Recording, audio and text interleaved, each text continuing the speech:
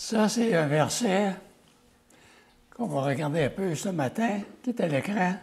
Déjà, vous êtes purs.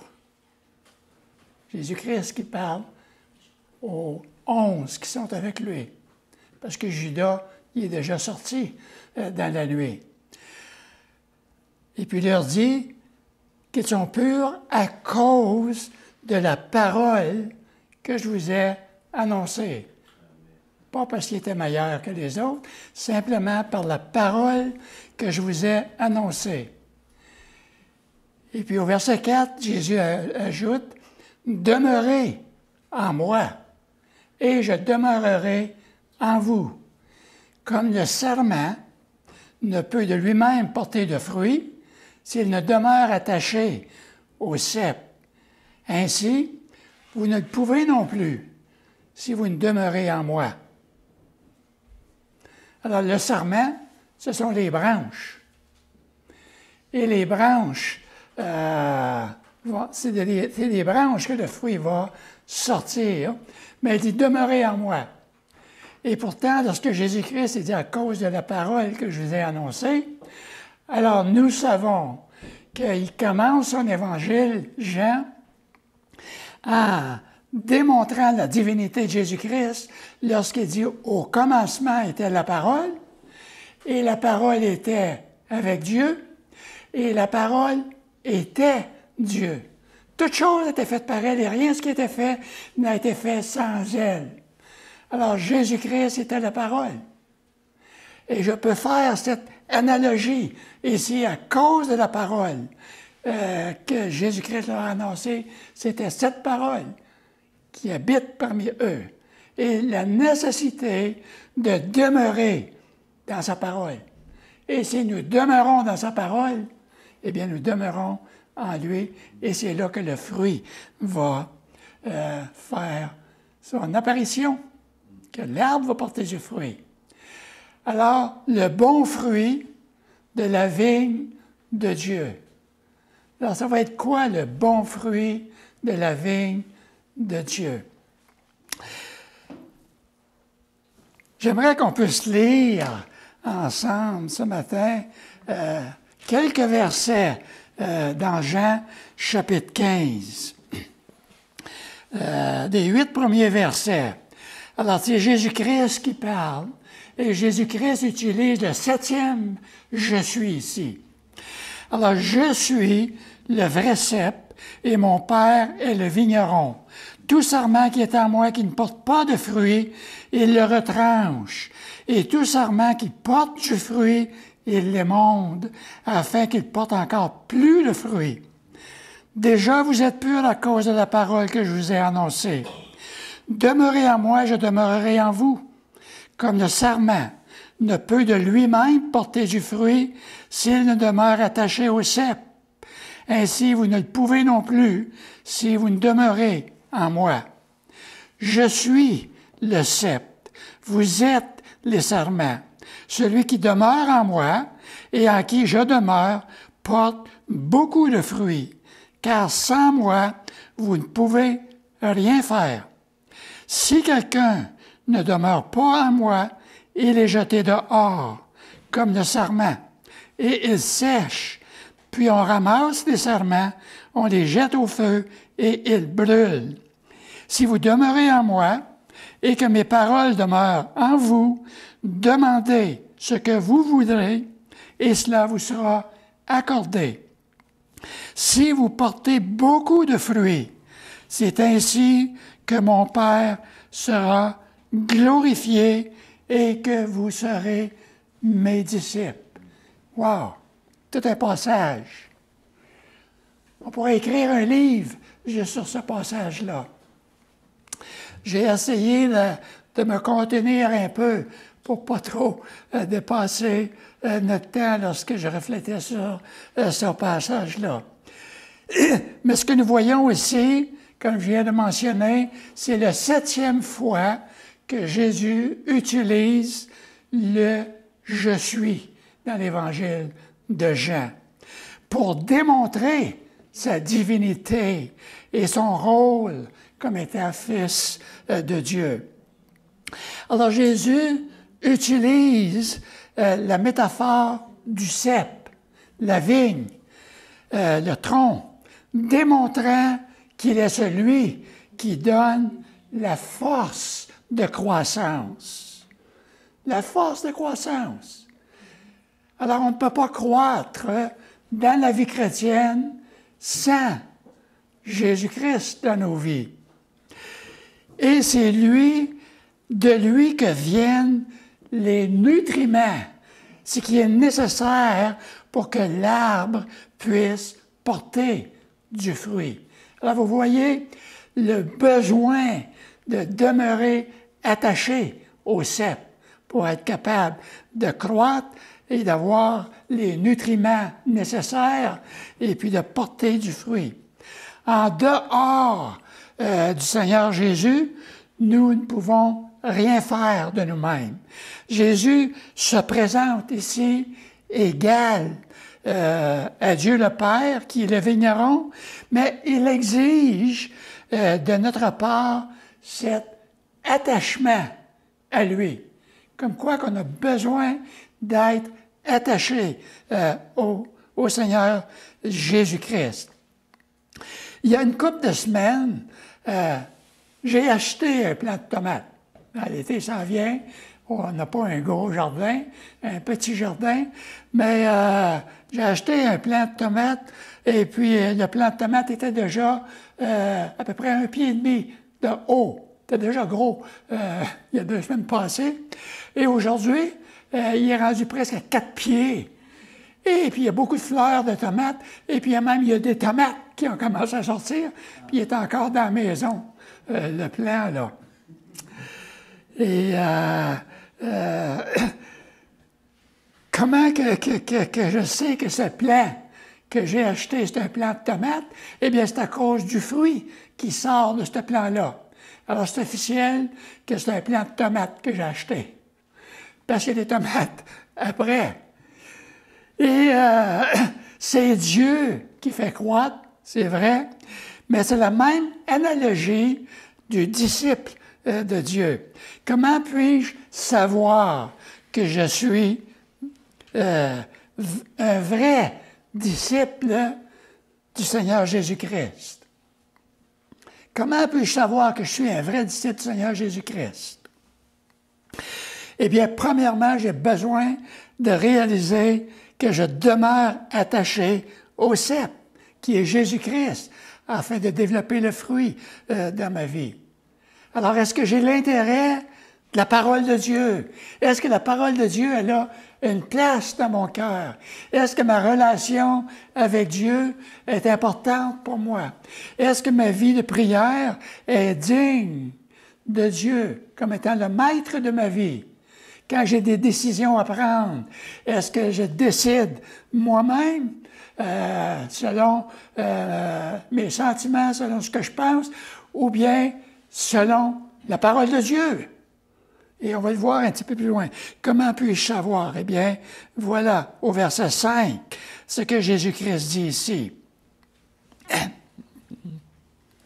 Alors, le Seigneur Jésus-Christ, il nous dit ici, au verset 5, « Je suis le cep, et vous êtes les sarments, et celui qui demeure en moi, et en qui je demeure, porte beaucoup de fruits, car sans moi, vous ne pouvez rien faire. » On a besoin de Jésus-Christ. Et Jésus ne fait pas cette affirmation pour que nous puissions dire, « Oh, Jésus est une vigne, c'est lui qui prend soin de nous. » Alors, c'est fantastique, c'est merveilleux de savoir cela. C'est intéressant. Alors, ce n'est pas seulement une connaissance que nous puissions dire cela. Ce n'est pas seulement une connaissance qui vient d'en haut, qui vient de la tête. Ce que Jésus nous dit ici est destiné à nous stimuler, destiné à compter sur lui. On a besoin d'être stimulé. Et puis d'être stimulé par le Seigneur Jésus-Christ, on a besoin de lire sur Jésus-Christ. On a besoin de lire ce que la Bible nous enseigne sur Jésus-Christ. C'est que les prophètes de l'Ancien Testament nous enseignent sur Jésus-Christ. Ce que la Bible nous dit, c'est que Jésus-Christ lui-même enseigne sur lui-même dans Jean, qu'on est en train de voir. Alors, c'est ça qui va nous stimuler vraiment à dépendre sur Jésus-Christ. Sur Jésus-Christ. Alors, c'est comme mon plant de tomate. Si je sépare les branches du tronc, eh bien, les tomates vont mourir. Et ils ne pourront pas survivre. Ils ont besoin de demeurer attachés au tronc pour être capables de continuer à vivre et puis de porter du fruit. Et j'aimerais juste souligner entre parenthèses ici, Jean, chapitre 15, ne parle pas du salut. Il ne parle pas du salut de ce passage ici. Il parle du fruit qui va sortir. Le fruit, il est simplement le résultat de notre relation avec Jésus-Christ. Alors, il ne parle pas de la perte du salut ici, puis on va le souligner davantage. Dans ce contexte ici, Jésus-Christ s'adresse aux disciples, et puis il ne parle pas de cette possibilité de perdre du salut du tout. On va avoir l'opportunité, dans des futurs messages, de parler de l'accent que Dieu met sur la sécurité éternelle que nous avons en lui. Comme quoi que le salut en Jésus-Christ ne se perd pas. Et c'est pas vous et c'est pas moi qui est le garant de notre salut. C'est Dieu, l'Esprit de Dieu. Nous sommes déjà scellés pour la vie éternelle en Jésus-Christ. Par contre, la question que l'on se poserait, si un chrétien ne peut pas perdre son salut, alors pourquoi le Seigneur avertit tellement souvent le danger de tomber et d'abandonner? Et la meilleure explication est que cet avertissement s'adresse aux gens qui prétendent être chrétiens, qui semblent être au moins extérieurement connectés à la vigne. Et en réalité, ils ne le sont pas. Ils ne le sont pas. C'est comme quelqu'un qui fait la comédie spirituelle. Ce sont des serments à proximité de la vigne, mais il n'y a aucune connexion avec la vigne. Ils sont déconnectés de cette vigne-là. Et Judas Iscariote est un bon exemple de ce faux chrétien. Et la parabole de la semence, dans Matthieu 13, par exemple, présente de jeunes plantes qui semblent bien commencer, mais qui disparaissent par la suite. Et Jésus-Christ est en train de démontrer qu'il y a le faux et qu'il y a le vrai. Alors, cependant, cela s'applique également à tous les croyants à travers l'histoire. Malheureusement, il est possible que beaucoup de gens faisant des professions de foi qui semblent être sauvés, mais qui ne le sont pas. Alors, c'est pour cette raison que la parole de Dieu est importante. Et c'est pour cette raison que les avertissements que la Bible nous donne sont vrais et qu'on a besoin d'y payer attention.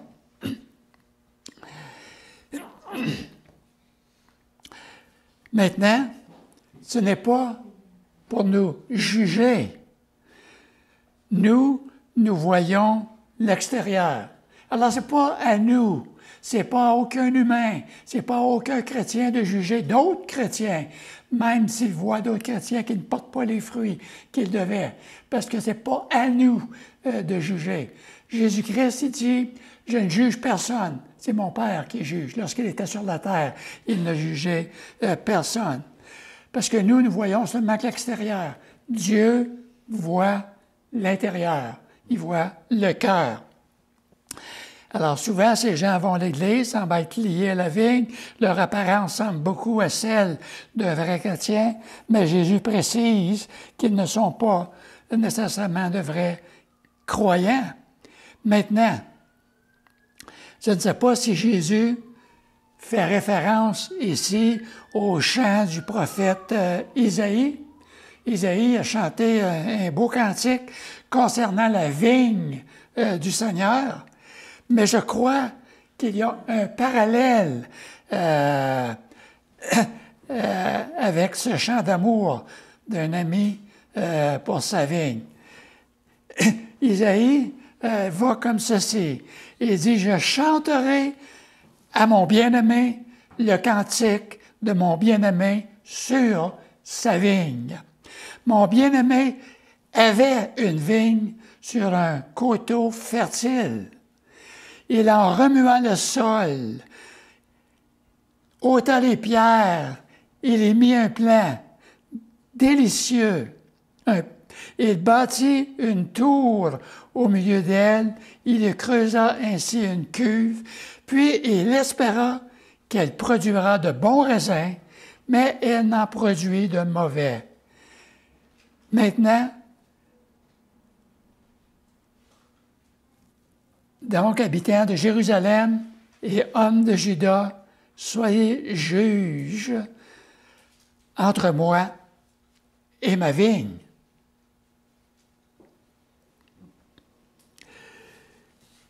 Qu'y avait-il encore à faire de ma vigne que je n'ai pas fait pour elle? Pourquoi, quand j'ai espéré qu'elle produirait des bons raisins, a-t-elle produit de mauvais? Je vous dirai maintenant ce que je vais faire à ma vigne. J'en arracherai la haie pour qu'elle soit broutée. J'en abattrai les clôtures pour qu'elle soit foulée aux pieds. Je la réduirai en fiche. Elle ne sera plus taillée ni cultivée. Les ronces et les épines y croîtront, et je donnerai mes ordres aux nuées afin qu'elles ne laissent plus tomber la pluie sur elle. La vigne de l'Éternel des armées, c'est la maison d'Israël. Et les hommes de Juda, c'est le plan qu'elle chérissait.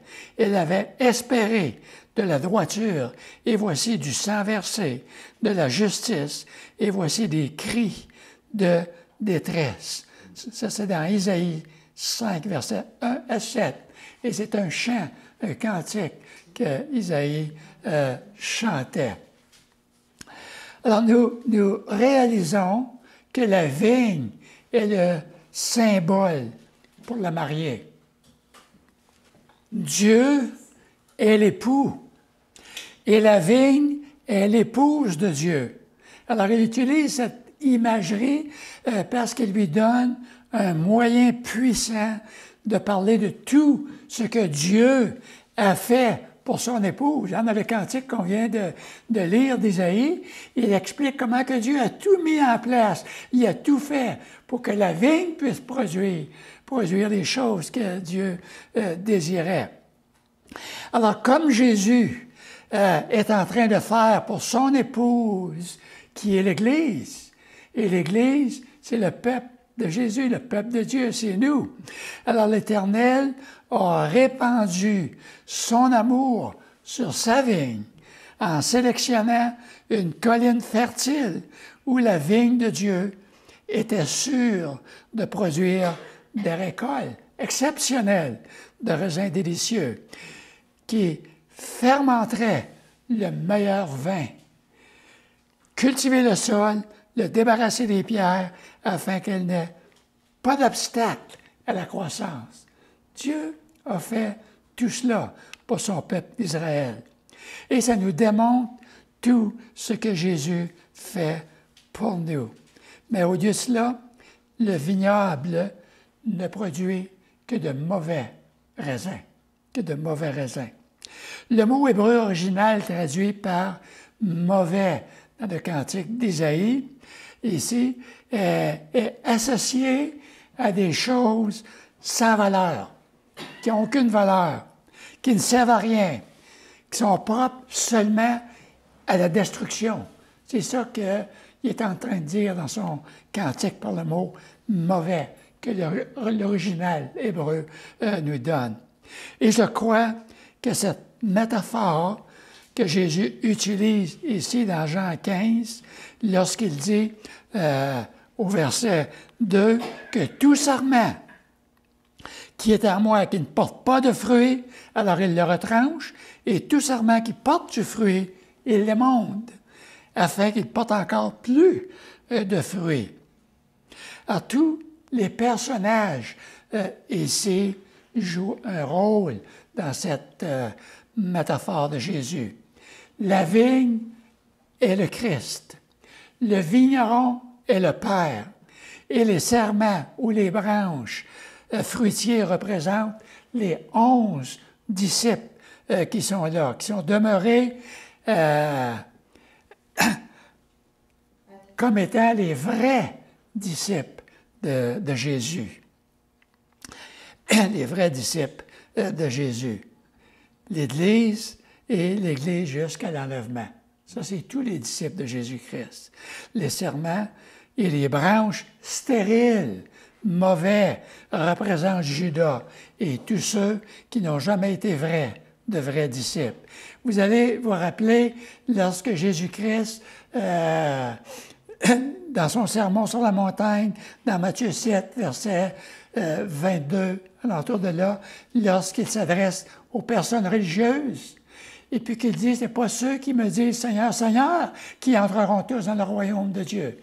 C'est celui-là seul qui fait la volonté de mon Père. Celui qui fait la volonté de son Père, qui nous est donné dans la parole de Dieu. Et la volonté de Dieu nous est partagée ici dans cette parole qui a laissé entre nos mains. Alors, l'image que le Seigneur Jésus-Christ, comme le vrai cep, la vigne, est quelque chose de très précieux pour la plupart des croyants. Tous chrétiens sont des sarments de la vraie vigne, car tous sont sortis d'Adam et placés en Jésus-Christ par la foi et la repentance en Jésus-Christ. Nous sommes tous unis avec lui dans la nouvelle naissance. Lorsqu'on se repent de nos péchés par la foi, on est de nouveau. Ça vient tout en même temps, cela, la nouvelle naissance.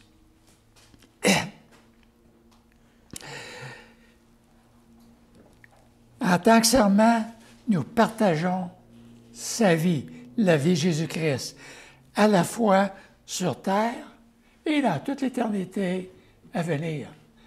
Vous savez, un autre passage qui nous parle du prochain retour de Jésus-Christ, c'est bien dans sa prière, lorsqu'il dit Notre Père qui est aux cieux, que ton nom soit sanctifié, que ton règne vienne. Le règne de Jésus-Christ n'est pas encore venu, parce que la Bible nous enseigne à maintes reprises que Jésus-Christ va régner sur le trône de David pour l'éternité. Alors ça s'en vient à son prochain retour. Que ton règne vienne, que ta volonté soit faite dans le ciel et sur la terre. Alors c'est pour toute l'éternité. Cependant, Jésus nous a annoncé que tout serment qui ne porte pas de fruit, alors il est enlevé. Et tout serment qui porte du fruit est émondé par notre Père céleste pour le rendre de plus en plus productif. Alors, lorsque les pépins arrivent, lorsque les difficultés arrivent, alors quelle est notre concentration? C'est sûr qu'on ne peut pas passer aux côtés lorsqu'il y a des choses qui arrivent. Moi, ça allait bien, et puis cette semaine, j'ai eu ce qu'on appelle une bursite, et puis je peux presque plus bouger mon bras. Aujourd'hui, il s'en vient bien, mais cette semaine, je ne pouvais même pas bouger, je ne pouvais même pas me coucher dans mon lit. Alors, j'ai couché sur mon lazy boy toute la semaine, presque, parce qu'il n'y avait aucune position que je pouvais prendre pour mon bras. Mais ça m'a permis de tourner le regard vers Dieu et puis de continuer de dire, Seigneur, il n'y a rien que je peux faire à part que prendre des Advil, puis de prendre du gel, et c'est entre tes mains. Alors Dieu n'élimine pas tous les fléaux qui peuvent nous arriver, toutes les choses qui peuvent nous arriver, mais il va nous être avec nous au travers de tout cela. Il va être avec nous, il ne nous abandonnera pas. Alors, on est immondé parce que des fois, ces choses-là vont nous aider à venir à lui. C'est un enseignement de la Bible. C'est quelques passages, peut-être, dans la Bible. Il y a des enseignants qui vont enseigner à tort qu'il s'agit d'un chrétien qui a perdu son salut dans ce passage ici. Mais cela est archi faux. Il ne parle pas de la perte du salut ici, car ça irait à l'encontre de la vérité scripturaire indéniable, à savoir que notre position en Christ est éternellement assurée. Alors, c'est des faux enseignants qui vont enseigner que c'est la perte du salut qui enseigne ici. Et comme j'ai mentionné, il ne parle même pas du salut. Dans ce passage-là, il parle du fruit. Et puis, il parle des faux chrétiens, des personnes qui ne sont pas chrétiens. Alors, que signifie cette deuxième partie du verset qui dit que tout serment porte du fruit et le monde, afin qu'il porte encore plus de fruit. Porter du fruit de l'esprit, ce n'est pas quelque chose de facultatif. On en porte tous et on doit en porter tous dans la vie chrétienne.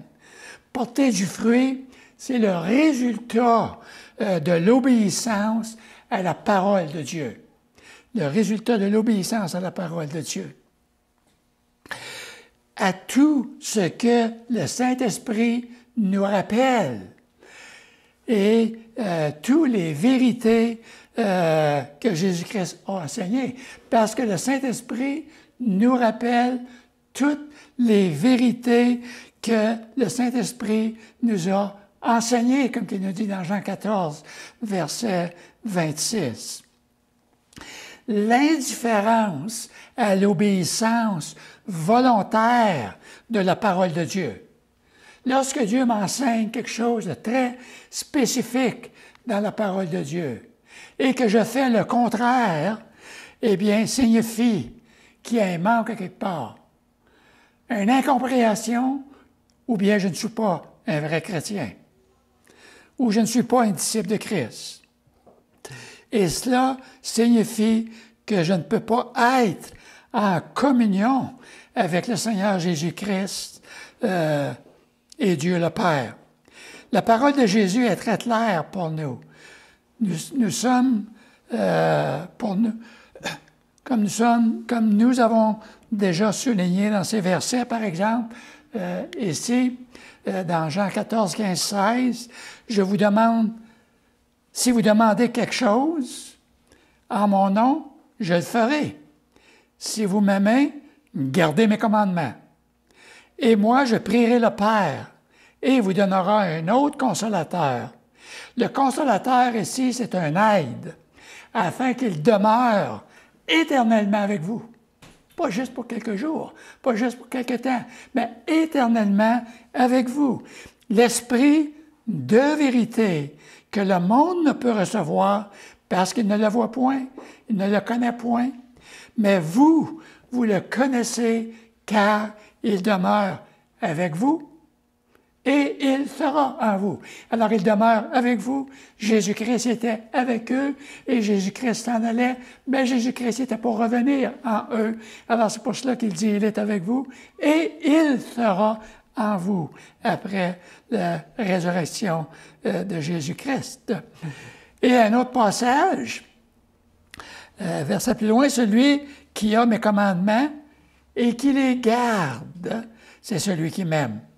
Et celui qui m'aime sera aimé de mon Père. Je l'aimerai et je me ferai connaître à lui. Et Jésus lui répondit, si quelqu'un m'aime, il gardera ma parole, et mon Père l'aimera, nous viendrons à lui. C'est la Trinité qui parle ici. Nous viendrons à lui et nous ferons notre demeure chez lui.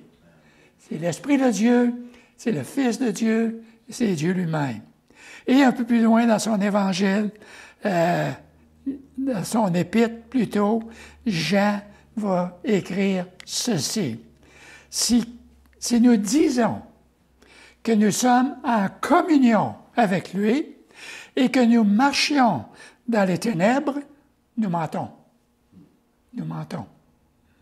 Et nous ne pratiquons pas la vérité.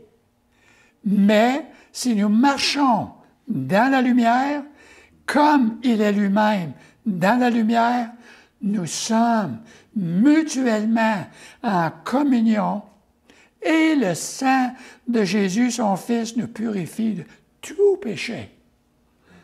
Extraordinaire, ces passages. C'est la parole de Dieu.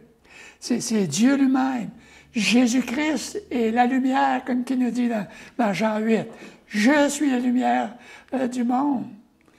Et si on marche dans la lumière, on ne marche pas dans les ténèbres. Et c'est cela qu'il est en train d'expliquer encore dans son épître ici. Alors, si nous marchons dans la lumière, comment que je peux marcher dans la lumière? Étant enraciné en Jésus-Christ, dans sa parole. La communion avec Dieu exige à la base d'être d'accord avec lui en toutes choses. D'être d'accord avec tout ce que Dieu m'enseigne dans sa parole. Alors, ce n'est pas mon opinion personnelle. Ce n'est pas l'enseignement de celui qui est en avant, mais c'est ce que la Bible nous enseigne. Et c'est ça qui est important et qui est notre lumière, d'ailleurs, comme qu'il nous a donné dans le psaume 119.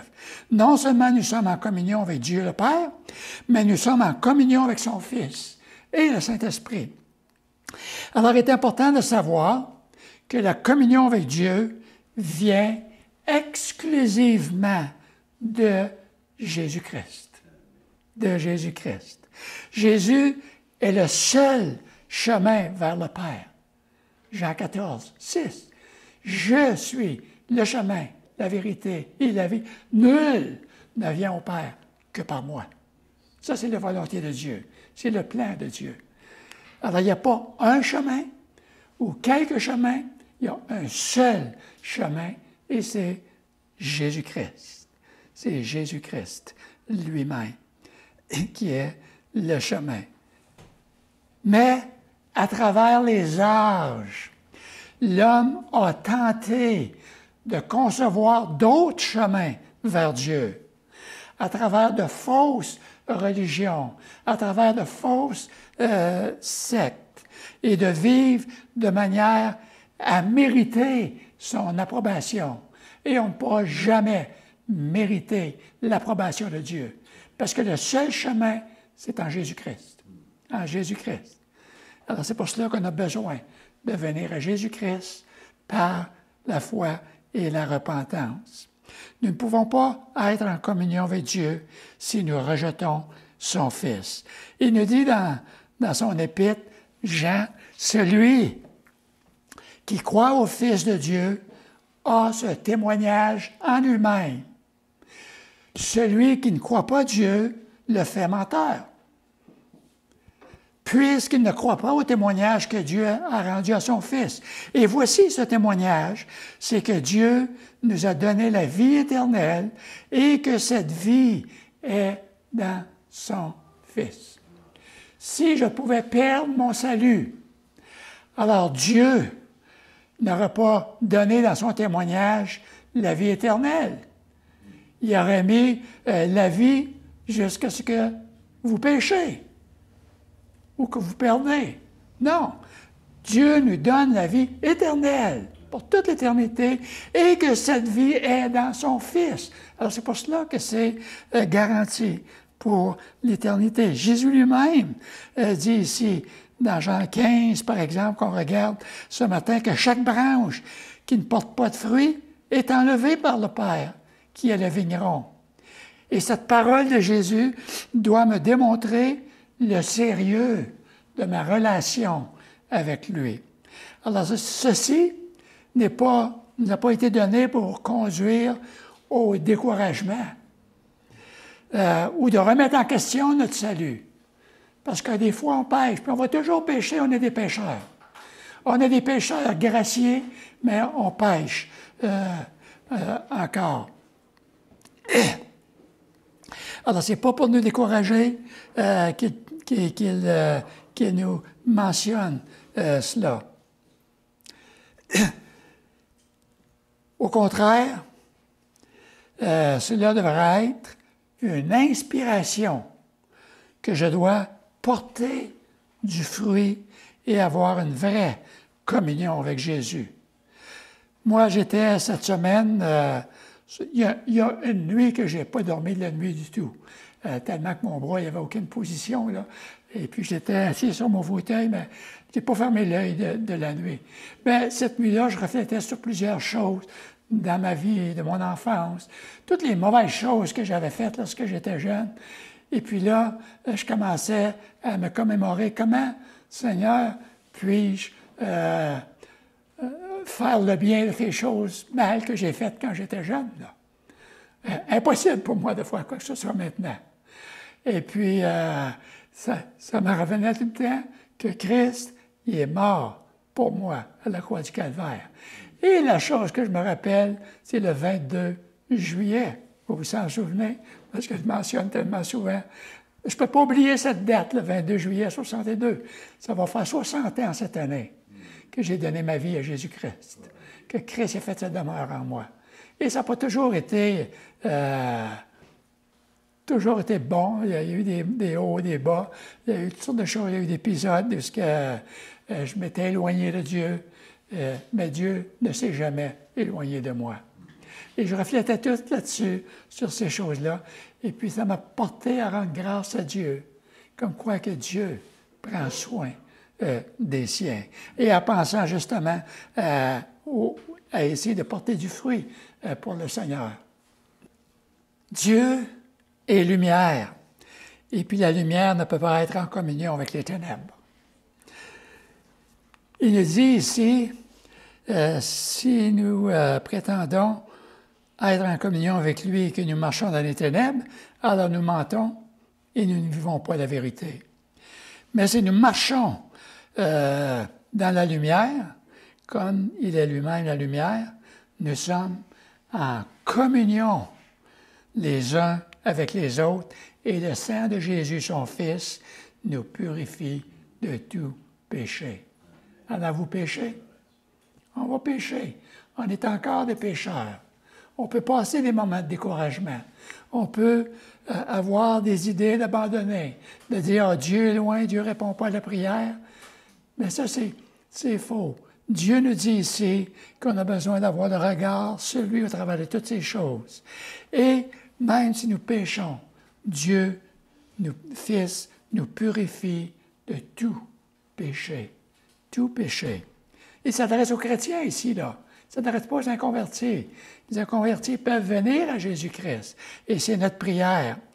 Nous ne vivons pas physiquement avec Jésus. Jésus, il n'est pas physiquement avec nous ce matin. Il est avec nous en esprit, mais physiquement, il n'est pas là comme il était avec ses disciples. Mais ce passage nous démontre comment nous pouvons demeurer en lui. Nous demeurons en lui en laissant sa parole demeurer en nous. Demeurer en nous. Nous demeurons en lui si nous nourrissons fidèlement de sa parole.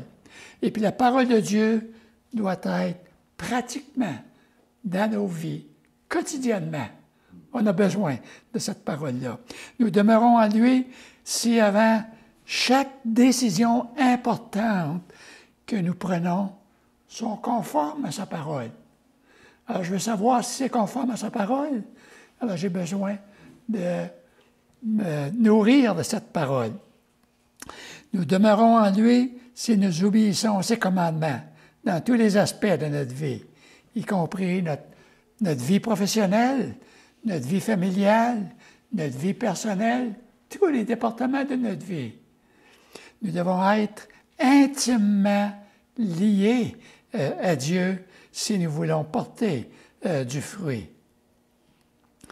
Regardez comment Paul décrit cet aspect de se confier à Dieu dans ce passage.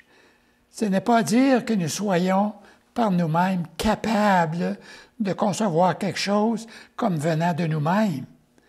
Notre capacité, au contraire, vient de Dieu. Vient de Dieu. La question, êtes-vous connecté à Dieu? Connecté à Dieu de cette manière. Il est intéressant de remarquer le commentaire de Jésus au verset 3 lorsqu'il parle de la vigne et des serments, comme nous venons de voir. Le serment qui ne porte pas de fruits seront coupés et brûlés. Et cela correspond à ces gens qui semblent être des disciples de Christ, mais qui ne sont en fait que des imposteurs, donc des faux. Pour rassurer les disciples et clarifier l'analogie qu'il fait, Jésus revient sur le partage qu'il a fait après avoir lavé les pieds des disciples. Lorsqu'il dit dans Jean 13, par exemple, vous êtes purs, mais pas tous. Il y avait les 12 qui étaient là lorsque Jésus-Christ a lavé les pieds. Il a lavé les pieds de Judas aussi. Et Judas paraissait comme les autres disciples. Il n'y a aucun des autres disciples s'attendait à voir Judas autrement que comme il le voyait. Il le voyait parfaitement comme eux l'étaient, fidèle à sa tâche, très ordinaire, mais il était faux. Et c'est pour cette raison que Jésus-Christ a dit, vous êtes purs, mais non, pas tous. Car il connaissait celui qui allait le livrer. Et c'est pourquoi il dit, vous n'êtes pas tous purs. Alors ceux qui ont la foi salvatrice en Christ sont purs, tout comme les 11 à qui Jésus parle maintenant. On a notre sœur Isabelle qui est venue au Seigneur dernièrement, et puis Isabelle va suivre le Seigneur dans les eaux du baptême bientôt. Et en entrant, on a jasé un petit peu, et puis elle dit, j'ai hâte à mon baptême. Alors on peut voir l'Esprit de Dieu travailler déjà dans sa vie et le désir qu'elle a de suivre. Alors ça, c'est le fruit de l'Esprit. Ce n'est pas le fruit de l'homme ou de l'humain. Ces vrais serments correspondent à des serments qui finiront par devenir abondamment productifs, qui vont porter du fruit. Parce que quand on suit le Seigneur dans les eaux du baptême, on est en train de prendre cette position de s'identifier à Jésus, hein? Comme quoi que des choses qui s'est passées dans notre cœur, on n'est pas en train de recevoir quelque chose de spécial, mais on s'identifie publiquement à Christ. Et puis, quand on est plongé dans l'eau, on s'identifie dans son ensevelissement. Et quand on sort de l'eau, on s'identifie dans sa résurrection et de vivre avec Jésus-Christ pour l'éternité. Alors ça, c'est le fruit de l'Esprit. Ceux qui ne sont pas purs, eh bien, il nous dit qu'ils sont des imposteurs comme Judas, sans la foi salvatrice, et correspondent au serment destiné à être jeté, détruit, qui ne sert à rien. Et Jésus insère ce commentaire pour clarifier vraiment la référence au serment mort, dont il ne s'agit pas pour les chrétiens de perdre leur salut ou de tomber dans la perdition.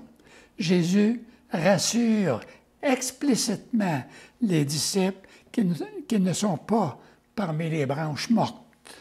Au fur et à mesure que cette analogie se poursuit, alors nous voyons une explication supplémentaire selon laquelle porter du fruit spirituel est la preuve d'un lien vivifiant avec Christ. Alors, ce n'est pas une condition, ce n'est pas une condition préalable pour être attaché à la vigne. Le fruit, c'est le résultat de l'attachement à Jésus. Alors, parce que je suis attaché de Jésus, je vais porter du fruit.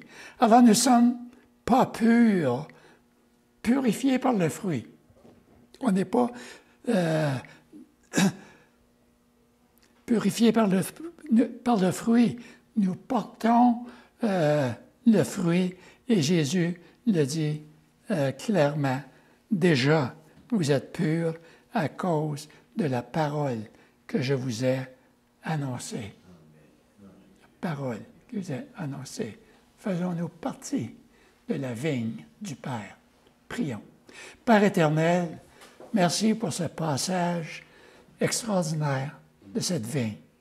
Merci, Père, parce que c'est à cause de l'obéissance de Jésus-Christ, jusqu'au bout, son enseignement qu'il nous a laissé, et Seigneur, son esprit qui est avec nous aujourd'hui pour nous conduire dans toute cette vérité. Merci, dans le beau nom précieux de Jésus-Christ, pour ta parole. Au nom de Jésus-Christ. Amen.